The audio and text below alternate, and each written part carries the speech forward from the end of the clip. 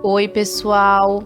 Eu sou a Naná, sou terapeuta em leitura do campo vibracional e limpeza de memórias e sou praticante da técnica do Ho'oponopono há mais ou menos 2 anos.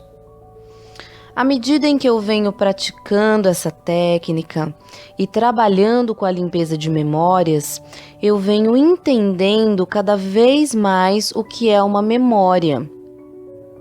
E é esse conhecimento que eu venho compartilhar com vocês hoje. A técnica do Ho'oponopono, que é uma ferramenta de cura, de transmutação, capaz de modificar os nossos padrões de pensamentos ou as nossas crenças, nossos paradigmas. Essas palavras, padrões, crenças, paradigmas, são sinônimos de memórias.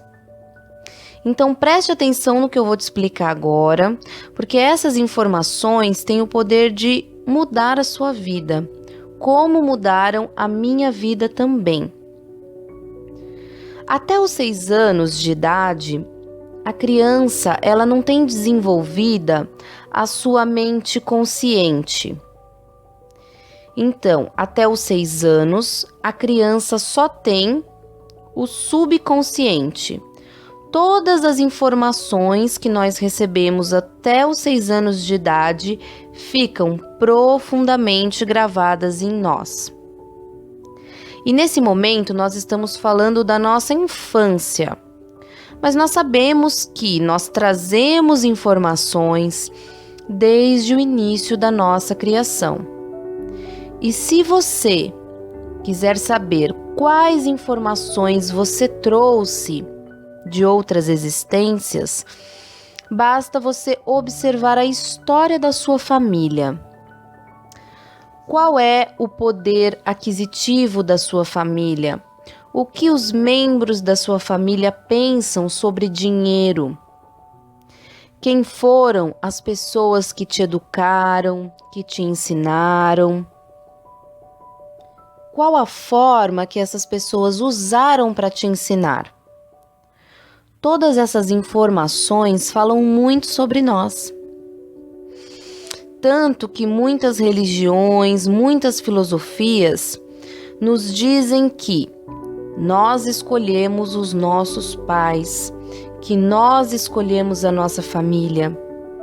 E essa escolha é feita a partir da nossa vibração. Então, as pessoas da nossa família são espelhos, vão refletir as nossas crenças mais profundas. As mágoas que nós trazemos dos nossos pais, dos nossos familiares, vêm do fato de nós não entendermos que eles são espelhos das nossas crenças mais profundas. Então, nós já trazemos padrões de abandono, de abuso, de violências. Trazemos de outras experiências além dessa vida. Ok, então chegamos aqui com a nossa bagagem espiritual, com a nossa bagagem emocional. E até os 6 anos de idade, aprendemos a ver o mundo com os olhos daquelas pessoas que nos ensinaram. A partir dos 7 anos de idade, a criança começa a desenvolver a mente racional, começa a questionar, começa a pensar. Agora, tudo o que a criança vai pensar, tudo o que a criança vai raciocinar, está de acordo com tudo que foi ensinado para ela. E foi ensinado para fortalecer as crenças que o espírito já trouxe. Então, por exemplo, uma criança que nasce numa família muito pobre, esse espírito já trouxe memórias de escassez. E ao longo da sua infância, vendo a família passar por privações, por dificuldade, essa crença ela tende a se fortalecer. E isso é tão forte que criou-se, inclusive, uma ideia falsa de que quem nasce pobre, morre pobre, e que quem nasce rico tende a ficar ainda mais rico. Por quê? Porque quando uma pessoa decide mudar os seus padrões, ela vai ter que quebrar uma barreira. Ela vai precisar de muita coragem, de muita determinação para mudar o seu padrão vibracional ou limpar essa memória. Eu estou falando tudo isso para vocês para explicar que a memória é o que está por trás das situações. Existem muitas questões dentro das memórias, mas eu vou dar alguns exemplos para que a gente possa entender melhor. Por exemplo, uma pessoa que está muito acima do peso e a pessoa com muito esforço começa a emagrecer. Depois que ela atinge o peso ideal, ainda não está bom. E aí ela faz uma lipoaspiração, mas ainda não está bom. Essa pessoa coloca silicone, mas não está bom. Ela muda o cabelo e vai para a academia e entra nesse processo, vira muitas vezes escrava da beleza. E nós olhamos mulheres que, dentro do nosso julgamento, são consideradas perfeitas e que se acham feias. Qual é a crença? Qual é a memória por trás dessa situação hipotética? E essa pergunta eu deixo para vocês pensarem. Um outro exemplo. Uma pessoa, um homem, uma mulher que se envolve em relacionamentos destrutivos com uma outra pessoa que o maltrata ou que a maltrata. A pessoa passa anos sendo maltratada, usurpada, sofrendo diversos tipos de violência verbal, muitas vezes até física.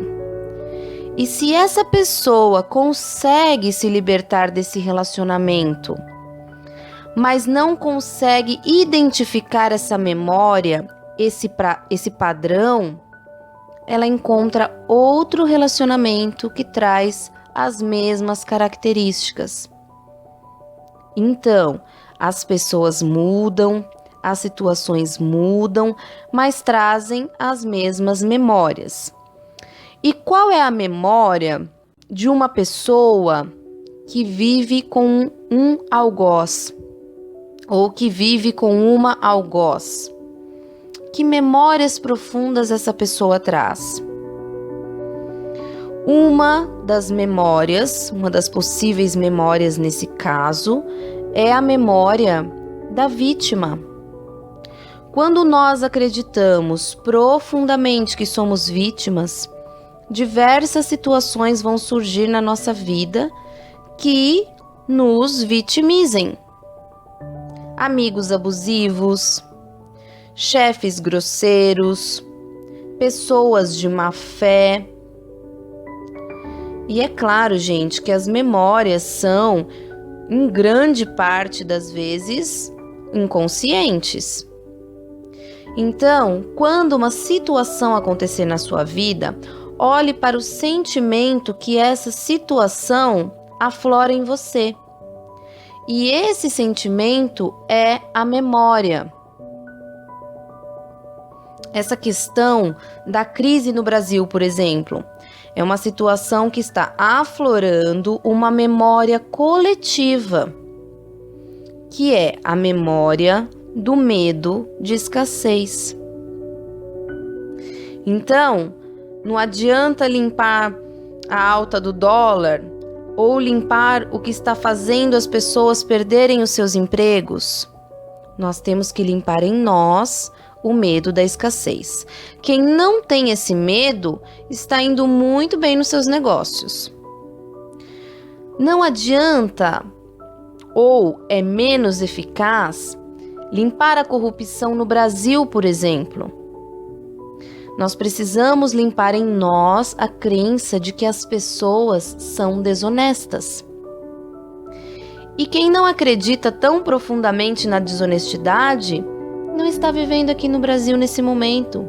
Estão vivendo em outros países, onde a consciência nesse sentido é mais elevada. Então, levem em consideração o sentimento que vai aflorando em você à medida em que as situações vão se apresentando. O que você tem sentido? Medo. Medo de perder o seu emprego. Medo de ver a sua família passando privações. Culpa. Você tem diferentes situações na sua vida, mas que afloram em você o mesmo sentimento de culpa. Solidão.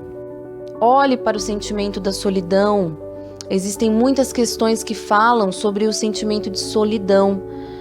Quando nós nos sentimos sozinhos, nós normalmente passamos a não saber receber.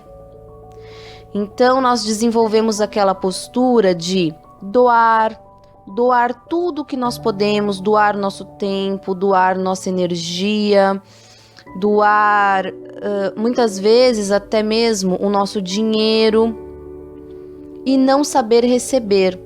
Então, se sentir muito confortável quando dá alguma coisa, quando pode servir de alguma forma, mas se sentir desconfortável, por exemplo, quando recebe um presente. Isso fala muito profundamente sobre a memória de solidão, de se sentir sempre responsável por fazer tudo sozinho, então não sabe receber.